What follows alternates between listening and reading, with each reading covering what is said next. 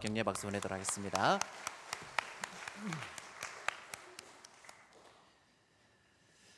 어렸을 적 했던 어떤 경험들에 대한 감정이 이 기억 속에 남아 있어서 평생 영향을 미치곤 하는데요. 저 같은 경우 어렸을 적에 저희 가족들과 함께 밖에 나가서 텐트에서 잤던 경험이 한 번 있는데, 그때 즐겁고 행복했다는 느낌보다는 힘들고 불편했다는 느낌이 강하게 남아 있습니다. 그럼 그래서 제가 캠핑을 좋아할까 안 좋아할까요?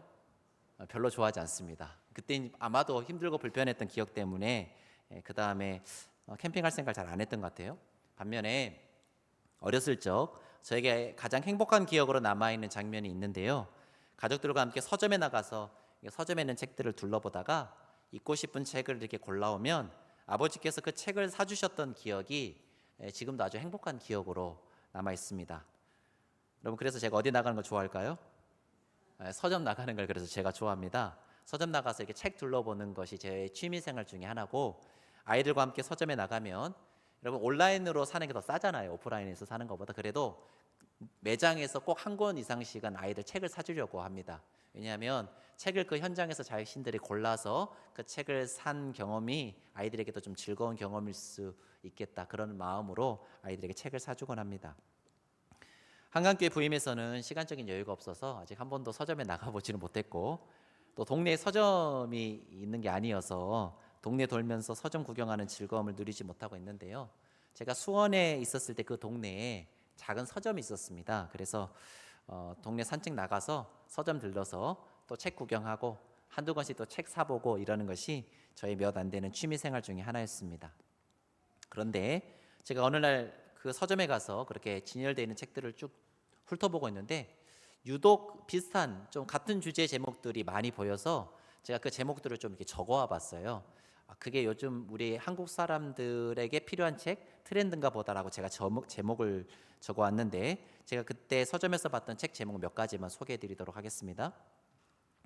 인생의 고난 앞에 흔들리는 당신에게, 걱정이 많아서 걱정인 당신에게, 내일이 보이지 않을 때 당신에게 힘을 주는 책, 가끔은 삶이 아프고 외롭게 할 때, 지쳤거나 좋아하는 게 없거나, 세상이 나를 지치게 할 때 읽는 책, 나도 다시 행복해질 수 있을까? 나에게 따뜻한 한마디, 내가 나를 안아주고 싶은 날, 내가 나를 위로할 때, 괜찮은 위로. 여러분, 책 제목들 들어보시니 어떠신가요? 저는 방금 소개해드린 책 제목들을 책방 진열대에서 보면서 괜시리 마음이 울컥했습니다. 왜냐하면 책 제목들에서 요즘 우리나라 사람들의 고단한 삶의 무게들이 느껴졌기 때문입니다.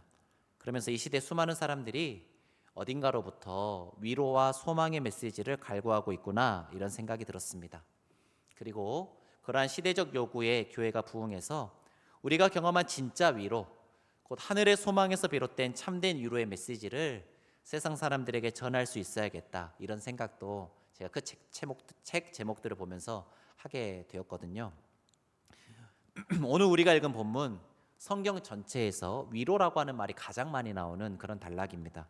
3절에서부터 7절까지 5절에 걸쳐서 무려 9번이나 위로라고 하는 단어가 등장합니다. 믿음하면 히브리서 11장이 생각나고, 사랑하면 고린도전서 13장이 떠오르듯이 앞으로 위로하면 몇 장 말씀 좀 떠올리면 좋겠습니까? 오늘 우리가 읽은 고린도후서 1장 말씀 떠올리면 좋겠다 싶습니다. 오늘 이 시간에는 깊은 고난의 한복판에서 살 소망조차 끊어졌던 사도 바울을 위로하시고 다시 일으켜 세우신 위로의 하나님에 대해 살펴보면서 우리 또한 하늘의 위로를 덧입고 다시금 새롭게 일어설 수 있는 은혜 시간을 갖고자 합니다. 오늘 본문을 살펴보기 전에 고린도후서가 어떤 맥락에서 기록되었는지 그 배경을 살펴보는 게 오늘 본문을 이해하는 데 도움이 되기 때문에 간단히 고린도후서가 기록된 배경을 말씀드리도록 하겠습니다. 마침 저희가 매일 성경으로 새벽 기도회 또 큐티를 진행하고 있는데요. 5월호 6월호가 사도행전이잖아요. 저희가 고린도 교회가 개척된 상황, 그리고 예배소 사역 상황, 이런 상황들을 얼마 전에 매일 성경을 통해서 살펴보았는데 그 상황과 좀 맞물려 있는 내용이기 때문에 또 여러분이 훨씬 이해하는 데 도움이 되실 거라고 생각이 됩니다. 성경에 나타난 기록을 살펴보면 바울이 고린도 교회에 보낸 편지는 적어도 4통 이상이었을 것으로 보입니다. 우리는 두 편의 편지를 알고 있죠. 고린도 전서와 고린도 후서라고 하는 두 편의 서신을 알고 있습니다만은 이것 외에도 두 편 이상의 서신을 더 보냈을 것이다 그렇게 보이는데, 바울이 고린도 교회에 쓴 첫 번째 편지에 대한 언급이 고린도전서 5장 9절에 나옵니다. 고린도전서 5장 9절 말씀 보시면 이렇게 되어 있는데요. 제가 읽어드리겠습니다. 내가 너희에게 쓴 편지에 음행하는 자들을 사귀지 말라 하였거니와, 이렇게 되어 있습니다. 그러니까 사도 바울이 고린도 교회에 쓴 첫 번째 편지의 내용이 무슨 내용이라는 겁니까? 음행하는 자들과 사귀지 말라라고 하는 내용이 담긴 편지를 사도 바울이 먼저 보냈다는 거예요. 여러분, 고린도전서에 이 편지가 언급되어 있기 때문에 당연히 고린도전서보다 먼저 보낸 편지였을 것이고요. 고린도전서보다 먼저 보냈다 그래서 학자들은 이 고린도전서 5장 9절에 언급되고 있는 이 편지를 뭐라고 부르냐면 고린도 전전서라고 부릅니다. 고린도 전에 썼던 서신이다 그래서 고린도 전전서 그렇게 부르거든요. 이후에 바울은 근로의 지편으로 고린도 교회 분쟁 상황을 듣게 되었고, 그런 상황에서 스데바나, 부드나도, 아가이고 등으로 구성된 고린도 교회 대표단이 에베소에서 사역하고 있는 바울을 방문하여서 고린도 교회 안에서 쟁점이 되고 있었던 여러 문제들에 대해 바울에게 자문을 구합니다. 그러한 문제들을 해결하고 또 교정하고자 바울이 무엇을 기록했냐면 고린도 전서를 기록해서 디모데 편에 이제 고린도 교회로 보냈지요. 그러니까 고린도 전서는 바울이 고린도 교회에 보낸 몇 번째 편지가 될까요? 두 번째 편지가 되겠습니다. 그런데 그 편지, 그러니까 고린도 전서가 고린도 교회 문제를 해결하기에는 역부족이었던 것으로 보입니다. 고린도 교회의 분쟁 상황이 생각보다 깊었던 데다 고린도 교회 안에 바울에 대해 적대하는 세력들이 들어와 있었기 때문에 고린도 교회의 문제에 비해 상당히 부드러운 어조로 기록한 편지인 이 고린도 전서가 충분히 힘을 발휘하지 못했던 것이죠. 상황이 생각보다 심각하다는 것을 느낀 바울은 고린도 교회의 여러 문제들을 해결하기 위해 직접 고린도 교회를 방문합니다. 그때 사도 바울이 에베소에서 열심히 사역을 하고 있었을 텐데 고린도 교회의 상황이 너무 심각하다 생각해서 에베소 사역 잠깐 내려놓고 고린도 교회를 방문을 했던 거죠. 하지만 그때는 이미 바울의 대적자들이 고린도 교회를 장악한 후였기 때문에 바울은 이 방문에서 크게 모욕을 당하고 큰 슬픔 가운데 에베소로 귀환할 수밖에 없었습니다. 학자들은 바울의 이 방문을 일컬어서 가슴 아픈 방문이다 또는 쓰라린 방문이다 그렇게 부르는데, 고린도 후서 13장 2절에 이 방문에 대한 언급이 나와 있습니다. 그렇게 가슴 아픈 방문 혹은 쓰라린 방문 후에 에베소로 귀환한 바울은 사생결단의 심정으로 아주 단호하고 강경한 어조의 편지를 써서 디도 편에 고린도 교회로 보내는데, 이 편지가 고린도 교회에 보내는 세 번째 편지로서 학자들은 이 편지를 뭐라고 부르냐면 굉장히 강경하고 단호한 내용이 기록되어 있다 해서 혹독한 편지라고 부르기도 하고, 바울이 눈물을 흘리면서 기록했다 그래서 눈물의 편지라고 부르기도 합니다. 고린도후서 2장과 7장에 이 편지에 대한 언급이 나옵니다. 자, 가슴 아픈 방문 이후에 내적으로도 아주 심한 어려움을 겪고 있었고 또 외적으로도 극심한 환난 가운데 있었던 바울은 디도편에 눈물의 편지를 보내고 난 이후에 여러분 계속 바울의 마음이 어디에 쏠려 있었을까요? 고린도 교회 상황에 쏠려 있었기 때문에 디도를 에베소에서 기다리지 못하고 배를 타고는 디도를 맞이하기 위해서 드로아까지 나갑니다. 그런데 디도의 일정이 조금 지체되니까 바울이 드로아에서 견디지 못하고 자신이 배를 타고 건너가서 에게해를 건너서 마게도냐까지 가거든요. 그런데 이제 그리스 남부 지역에 있었던, 고린도는 그리스 남부 지역에 있으니까 그 고린도에서 소식을 들고 이제 배를 마게도냐로 올라오던 디도와 배를 타고 건너간 바울이 어디에서 만나냐면 마게도냐에서 만납니다. 마게도냐에서 만났는데 이 디도가 들고 온 소식이 어떤 소식이었느냐? 감사하게도 눈물의 편지, 사도 바울이 보낸 눈물의 편지가 효과가 있어서 고린도 교회 성도들이 바울에 대한 적대적인 마음을 돌이켜 바울 안에서 고린도 교회 공동체 안에서 바울을 대적하게 한 주모자들을 정죄하고 다시 교회가 질서를 회복했다라고 하는 기쁜 소식을 디도로부터 전해 듣습니다. 이에 큰 위로를 받은 바울이 자신을 향해 마음을 돌이켜준 고린도 교회 성도들을 향해 감사와 감격의 마음을 담았은 네 번째 편지가 바로 고린도 후서입니다. 정리하면 음행하지 말라라고 하는 고린도 전전서가 있었고요, 고린도 전서를 써서 보냈고, 가슴 아픈 방문 이후에 눈물의 편지를 써서 보냈고, 눈물의 편지 이후에 소식을 듣고 난 다음에, 좋은 소식을 듣고 난 다음에 보낸 마지막 네 번째 편지가 고린도후서, 이렇게 정리할 수 있겠습니다. 자, 이러한 배경 지식을 토대로 오늘 본문의 내용을 살펴보겠습니다. 먼저 우리 함께 오늘 본문 고린도후서 1장 3절 4절 말씀 우리 한 목소리 읽어볼까요? 시작. 찬송하리로다. 그는 우리 주 예수 그리스도의 하나님이시요 자비의 아버지시요 모든 위로의 하나님이시며 우리의 모든 환난 중에서 우리를 위로하사 우리로 하여금 하나님께 받는 위로로서 모든 환난 중에 있는 자들을 능히 위로하게 하시는 이시로다. 아멘. 자, 펜을 가지신 분들 펜을 들어서 3절에 찬송하리로다, 거기 밑줄 한번 그어 보실까요? 찬송하리로다. 신약의 서신들 중에서 찬송하리로다라고 시작되는 서신이 딱 3개 나오는데, 고린도후서, 에베소서, 베드로전서가 찬송하리로다라고 하는 찬양어구로 자신의 서신을 시작하고 있습니다. 여러분, 에베소서와 베드로전서 보시면 찬송하리로다 다음에 무슨 내용이 나오냐면 하나님의 놀라운 구원의 섭리에 대한 내용이 나옵니다. 하나님의 그 엄청난 구원의 섭리를 묵상하고 그것을 기록하려니까 찬송을 부르지 않고는 견딜 수가 없어서 절로 찬송하리로다라는 외침이 터져 나왔던 것이죠.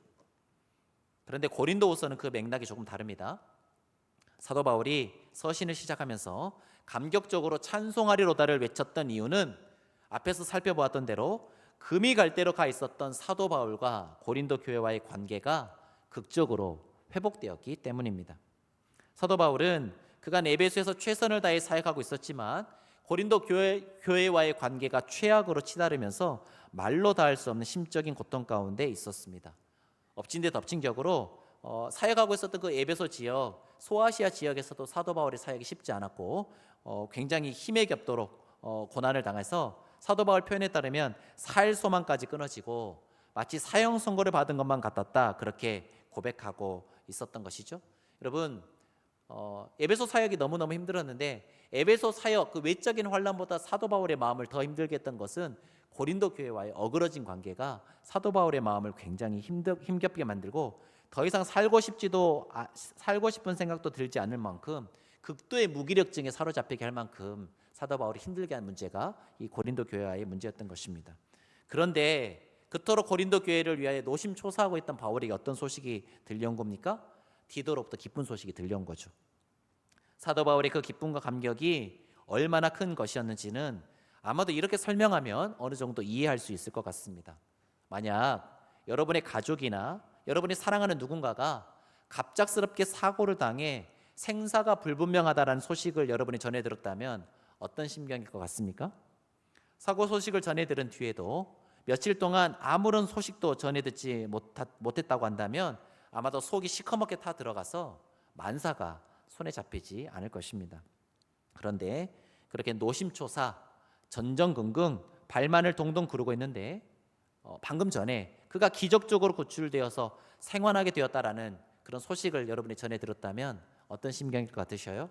그 기적적인 생환의 소식이 얼마나 큰 기쁨이 되겠습니까? 디도로부터 고린도 교회 소식을 전해 들은 바울의 심경이 꼭 그와 같았을 것입니다.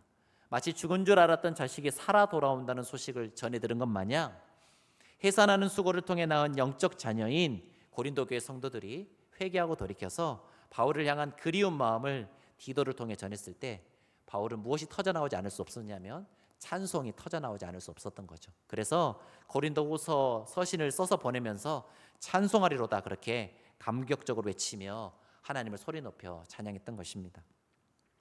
디도로부터 전해들은 그 소식은 한동안 극심한 고통과 낙심 중에 있었던 바울에게 하나님의 큰 위로의 손길로 다가왔습니다. 그래서 사도 바울은 오늘 보면 3절 4절에서 하나님을 뭐라고 부르고 있냐면 자비의 아버지시다, 모든 위로의 하나님이시다, 모든 환난 중에 있는 자들을 능히 위로하게 하시는 이시다, 이렇게 삼중으로 하나님을 소리 높여서 찬양하고 있는 것입니다.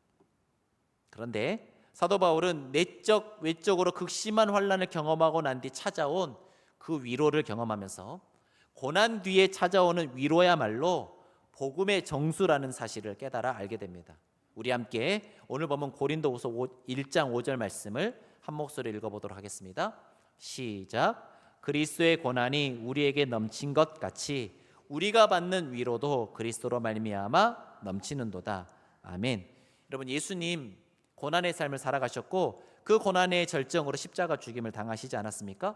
하지만 그 십자가 죽음 끝에 무슨 영광이 예수님을 찾아왔냐면 부활의 영광이 찾아왔죠. 그 고난을 이겨내고 마침내 승리를 거두셔서 모든 고난 가운데 있는 성도들을 향한 산 소망이 되셨던 것입니다.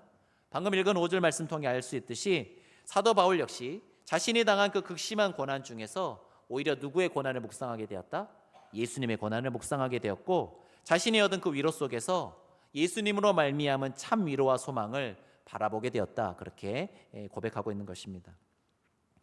여러분, 사도 바울은 자신의 여러 서신에서 그리스도인의 삶이 필연적으로 고난의 삶이 될 수밖에 없다. 그렇게 이야기합니다. 왜냐하면 그리스도인들은 이 세대를 본받지 않고 대세를 거슬러 살아가는 자들이기 때문에 그렇습니다.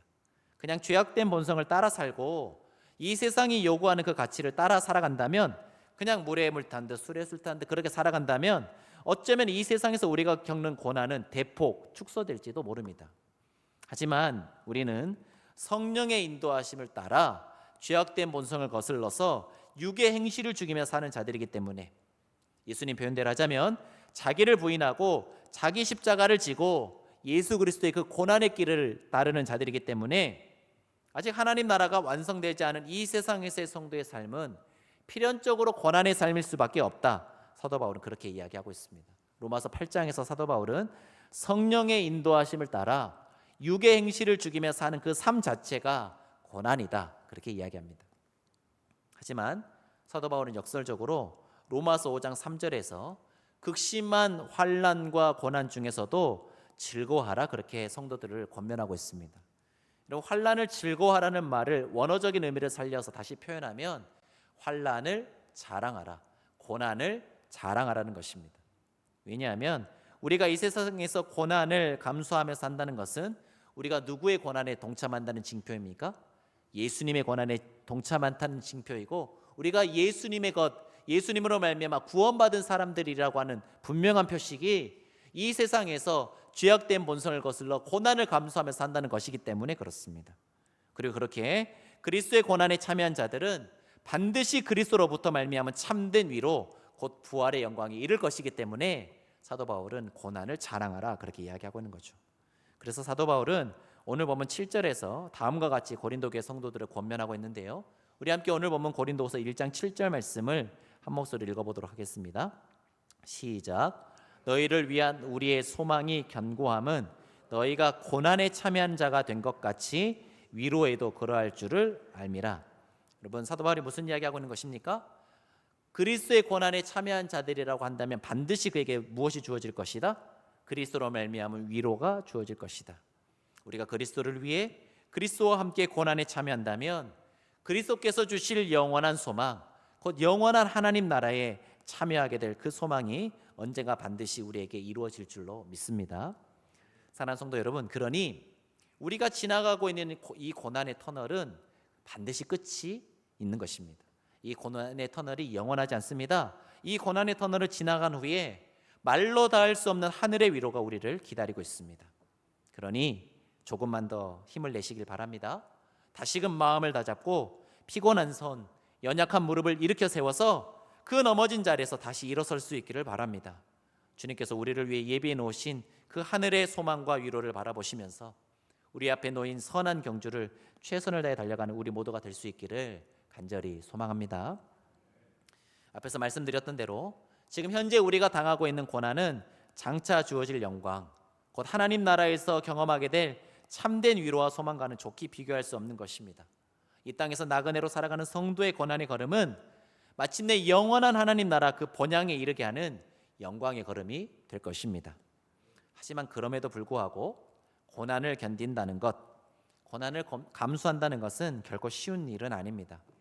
어떻게 하면 우리에게 닥친 고난을 잘 견디어낼 수 있을까요? 우리 함께 오늘 보면 고린도후서 1장 8절 9절 말씀을 한 목소리 읽어보도록 하겠습니다. 고린도후서 1장 8절 9절입니다. 시작. 형제들아, 우리가 아시아에서 당한 환난을 너희가 모르기를 원하지 아니하노니 힘에 겹도록 심한 고난을 당하여 살 소망까지 끊어지고 우리는 우리 자신이 사형 선고를 받은 줄 알았으니 이는 우리로 자기를 의지하지 말고 오직 죽은 자를 다시 살리시는 하나님만 의지하게 하심이라. 아멘. 사도 바울은 자신이 당한 고난이 어떤 고난이라고 해석하느냐? 하나님만을 의지하게 하기 위한 고난이다, 그렇게 해석하고 있습니다. 우리가 고난의 터널을 잘 통과하기 위해 필요한 것이 있습니다. 그것은 바로 고난이 가져다주는 유익을 잘 묵상하고 갈무리하는 것입니다. 사도 바울은 방금 읽은 8절 9절 말씀에서 우리가 고난을 감수할 수 있는 이유, 즉 고난이 주는 유익에 대해 이야기하고 있는데 그 유익이 뭐라는 것입니까? 우리가 고난을 통해 누구만 의지하는 법을 배우게 된다고요? 하나님만을 의지하는 법을 배우게 된다는 것입니다.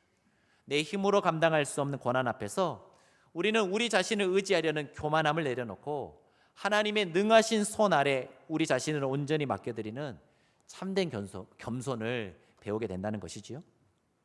그래서 시편 119편 기자는 고난당한 것이 자신에게 유익이 된다. 왜냐하면 그 고난을 통해 주의 율례를 배우게 되기 때문이다, 그렇게 고백합니다.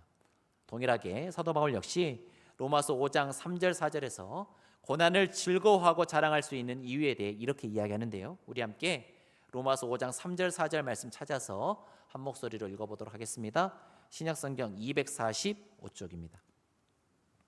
신약성경 245쪽 로마서 5장 3절 4절 말씀. 로마서 5장 3절 4절 말씀, 신약성경 245쪽에 기록되어 있는 로마서 5장 3절 4절 말씀, 우리 한 목소리 읽어보도록 하겠습니다. 시작. 다만 이뿐 아니라 우리가 환난 중에도 즐거워하나니 이는 환난은 인내를, 인내는 연단을, 연단은 소망을 이루는 줄 알미로다. 여러분, 사도 바울은 고난이 소망을 이룬다, 즉 우리의 구원을 이루는 힘이 있다, 이렇게 이야기하고 있는데 그 메커니즘이 어떻게 된다는 것이냐면 고난 중에서 참고 인내하면 그 인내가 무엇을 낳느냐? 연단된 성품을 낳는다는 거예요. 이때 연단된 성품은 누구 닮은 성품을 이야기합니까? 예수님 닮은 성품을 이야기하는 것입니다. 그리고 예수님 닮은 성품으로 살아가면 그 거룩한 삶을 통해서 우리가 구원에 이르게 된다, 소망에 이르게 된다, 그렇게 이야기하고 있는 것이죠. 사랑하는 성도 여러분, 우리 모두가 잘 알듯이 세상에서 가장 어려운 일이 무엇입니까? 우리가 바뀌는 겁니다. 사람이 바뀌는 것, 성품이 바뀌는 것, 타고난 성품을 바꾸는 것은 너무너무 어려운 일이에요.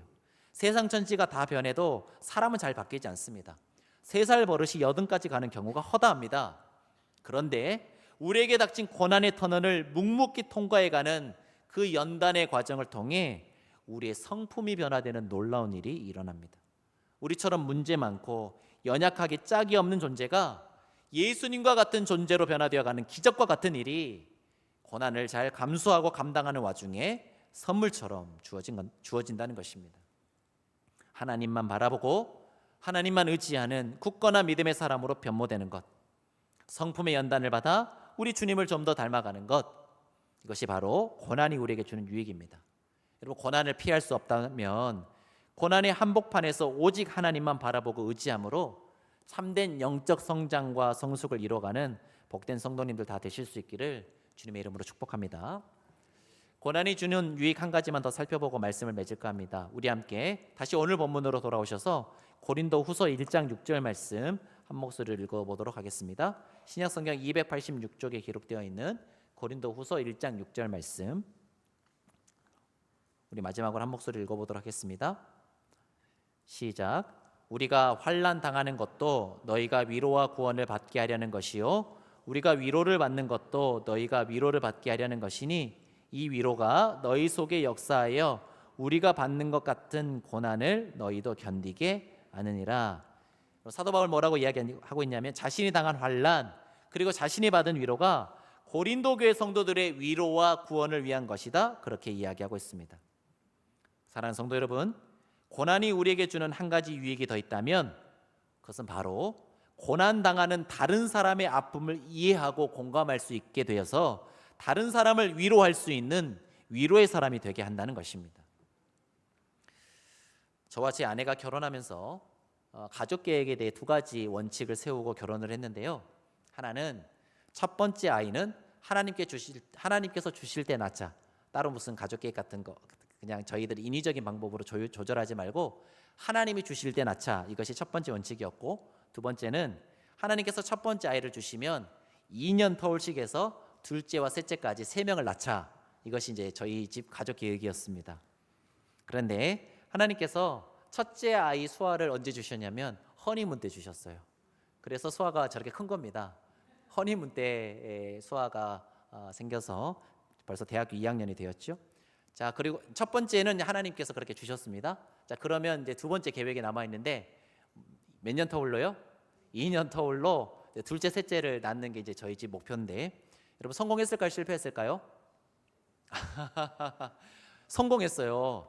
둘째가 2년 터울로 생겼는데 문제는 그 둘째 아이가 임신 3개월 만에 계류 유산이 되고 말았습니다. 그래서 저희 집 첫째와 둘째 사이가 이제 4살 터울로 벌어지게 된 거죠. 원래는 2살 터울이었고, 그러면 아마 막내 하진이는 없었을 거예요. 둘째가 살아있었으면 연하가 막내였을 텐데, 그런데 이제 둘째 아이가 유산이 되는 바람에 막내 하진이까지 보게 됐어요. 근데 저희 부부가 그렇게 첫째 수아 다음에 2년 터울로 찾아온 둘째 아이를 유산하고 난 뒤에 참 신기한 일을 경험을 했는데, 여러분 그 전까지는 저희 부부가 이렇게 유산하신 분들을 그 전에는 한 분도 뵙지를 못했거든요. 근데 신기하게도 저희가 유산하고 난 다음에 그런 분들이 너무 많이 저희를 찾아오는 거예요. 그런 분들 너무너무 많이 만나고, 그런 분들이 눈에 보이고, 그런 분들이 저희들에게 찾아와서 또 그 아픔을 고백하고 막 이런 일들이 일어났습니다. 그런데 저희가 동일한 아픔을 겪었잖아요. 그러니까 다른 위로의 말을 할 필요가 없었어요.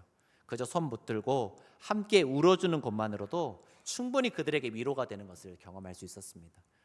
비록 저희 가정의 작은 상처였습니다만은 그 작은 상처를 통해서 또 다른 상처받은 사람들을 많이 위로할 수 있는 경험을 저희가 할 수 있었습니다. 우리가 오늘 본문에서 만나고 있는 사도 바울이 현재 당하고 있는 고난은 여러분 자신의 잘못이나 자신의 유익을 구하면서 받는 고난이 아니잖아요. 그리스도의 몸된 교회를 세우기 위한 고난이지 않습니까? 여러분 자신의 잘못이나 죄 때문에 당하는 고난이 아니라 선한 일을 위하여, 그리스도의 몸된 일을 위하여 당하는 그 고난은 무슨 고난이냐면 다른 사람들을 구원하기 위한, 다른 사람들을 위로하기 위한 대속적 고난이 되는 것입니다. 우리 주님의 고난을 닮은 고난인 거죠. 이러한 대속적 고난은 많은 사람을 위로하고 치유하고 회복시키는 고난이기에 사도 바울은 그 고난 끝에 찾아온 위로로 인하여 우리 주님처럼 상처받은 치유자로서의 삶을 살 수 있었던 것입니다. 사도 바울이 자신이 고난을 당하고 그곳에서 자신을 위로하시는 하나님을 경험하고 난 이후에 또 다른 상처 가운데 있는, 아픔 가운데 있는, 고난 가운데 있는 이들을 위로하고 그들을 일으켜 세울 수 있는 위로의 사람이 될 수 있었던 것이지요. 말씀을 맺겠습니다. 사랑하는 성도 여러분, 사실 고난은 쉬운 것도 아니고 즐거운 것도 아닙니다. 하지만 우리가 그리스도인으로 살아가면서 고난 없는 평탄한 삶만을 살아갈 수는 없습니다. 왜냐하면 그리스도인이란 이 세대를 본받지 않고 대세를 거스르면서 자기를 부인하고 자기 십자가를 지고 예수 그리스도를 따라가는 자들이기 때문입니다. 하지만 고난이 그 앞에 놓여 있다 할지라도, 또 고난의 깊은 터널을 통과하고 있다 할지라도 결코 낙심하거나 절망하지 마십시오. 왜냐하면 그 고난은 영원하지 않기 때문입니다. 우리가 지나가고 있는 이 고난의 터널은 반드시 출구가 있는 터널입니다. 지금 겪고 있는 이 고난의 와중에서도 반드시 성령님께서 우리를 위로하시고, 그래서 이 고난을 이겨낼 수 있는 힘과 용기를 주십니다. 또한 이 고난을 통해 우리를 성장시키고 성숙시키시고 예수님 닮은 사람으로 우리를 변하게 하는 능력이 그 고난에 있습니다. 뿐만 아니라 우리가 하나님 나라에 대한 소망으로 인해 겪고 있는 이 대속적 고난은 고난 중에 있는 또 다른 누군가를 위로하고 일으키고 회복시키는 하나님의 위로의 손길이 될 것입니다. 그리고 마침내 우리의 모든 고난이 마침표를 찍는 그날, 우리는 말로 다 할 수 없는 하늘의 위로와 영광을 반드시 얻게 될 줄로 믿습니다. 이 소망으로 말미암아, 또 말할 수 없는 탄식으로 우리를 도우시고 일으켜 세우시는 성령의 위로로 말미암아 이번 한 주간 우리에게 주신 분량대로 우리에게 맡겨주신 그 십자가를 기꺼이 지고 고난을 넉넉히 감당하고 이겨내시면서 주님의 뒤를 묵묵히 따라 걸어가는 기억과 복된 한강교회 모든 성도님들 다 되시기를 주님의 이름으로 간절히 축원합니다. 함께 찬양하는 시간 갖도록 하겠습니다. 주님과 같이 내 마음 만지는 분은 없네라고 하는 찬양인데요. 여러분, 우리 주님처럼 우리를 위로하실 수 있는 분이 세상에 없습니다. 말로 닿을 수 없는 위로, 세상이 줄 수 없는 위로가 하늘로부터 부어지게 될 줄로 믿습니다. 후렴 가사가 이런데요. 주 자비 강같이 흐르고 주님의 손길이 우리를 치료하네. 고통받는 자녀 그 품에 품으시니 오직 주님밖에 없네. 주님으로부터 말미암는 그 고난 중에 위로를 경험하고 이제 우리가 받은 그 위로로서 고난 중에 있는 또 다른 누군가를 위로할 수 있는 하나님의 사람들이 되기를 결단하는 마음으로 우리 가사 생각하시면서 말씀 생각하시면서 함께 찬양하도록 하겠습니다. 주님과 같이,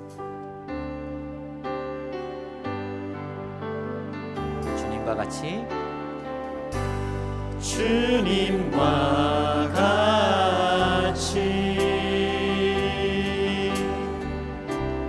내 마음 만지는 분은 없네. 오랜 세월 찾아 난 알았네. 내게 주밖에 다시 한번 찬양할까요? 주님과 같이, 주님과 같이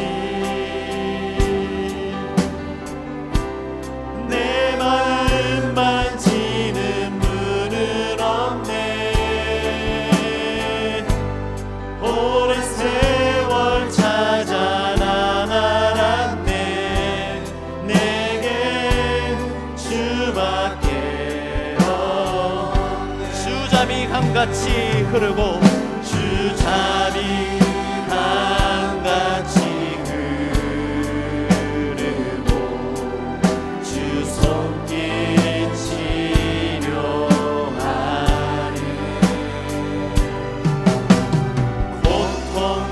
고통받는 자녀 부르시니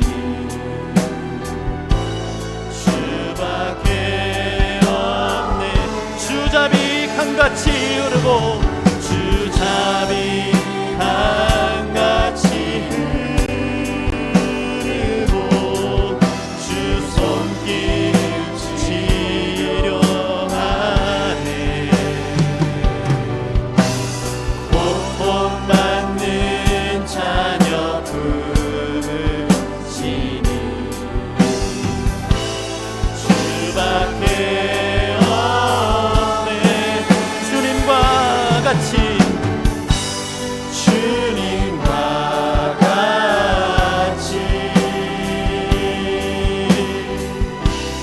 내 마음 만지는 분은 없네. 오랜 세월 찾아 난 알았네. 내게 주밖에 없네. 제가 말씀 생각하시면서 합심하여 기도하는 시간 갖도록 하겠습니다. 혹시 이 자리에 말할 수 없는 고난 중에 있는 성도님들 계시다면 주님 주시는 참된 위로를 경험케 해달라고, 그래서 그 고난의 시간들을 잘 이겨낼 수 있게 해달라고 그렇게 기도하며 나아가시길 바랍니다. 그 고난의 시간을 통해 하나님만 의지하는 참된 믿음의 사람 되게 해달라고, 주님 성품 닮아가는 참된 연단이 이루어지게 해달라고, 또한 그리고 고난당하고 있는 누군가를 위로할 수 있는 참된 위로의 사람들로 변화시켜달라고 시간 말씀 생각하시면서 주님의 이름 한번 부르고 합심하여 기도하도록 하겠습니다. 주여,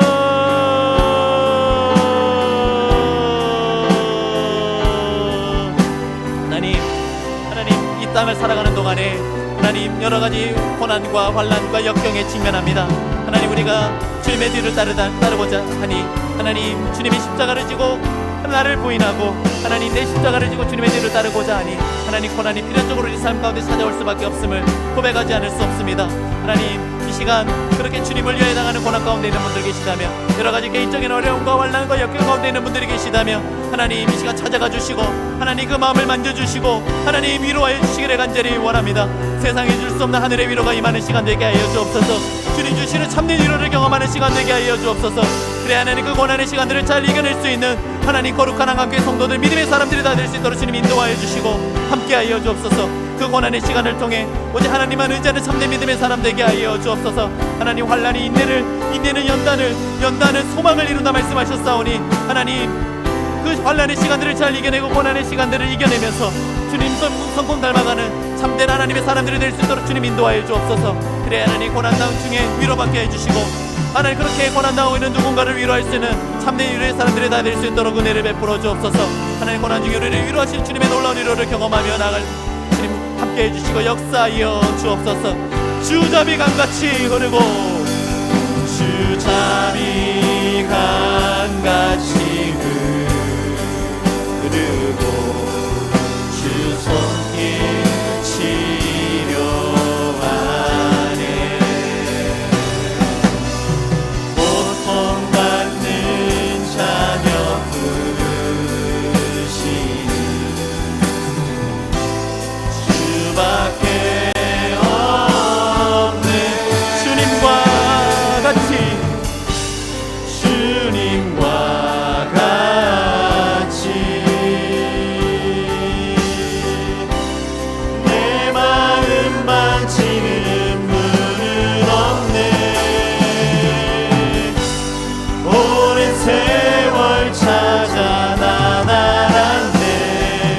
내겐 주밖에 없네. 오랜 세월 찾아 난 알았네. 오랜 세월 찾아 난 알았네. 내게 주밖에 없네.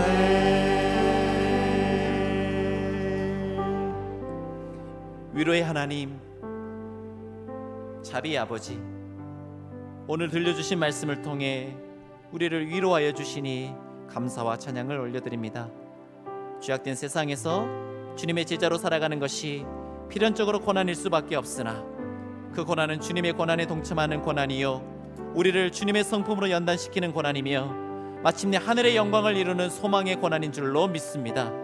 우리 속에서 말할 수 없는 탄식으로 우리를 도우시는 성령의 위로를 따라 우리 앞에 닥쳐오는 고난을 인내로써 잘 이겨내게 하여 주옵소서. 고난 중에 주님을 더욱 의지하게 하시고 고난을 통해 주님을 더욱 닮아가게 하시며 고난 중에 있는 많은 사람들을 더 품어 안을 수 있는 참된 위로의 사람들 될 수 있도록 성령 하나님 우리를 붙들어 주시고 우리를 새롭게 변화시켜 주옵소서.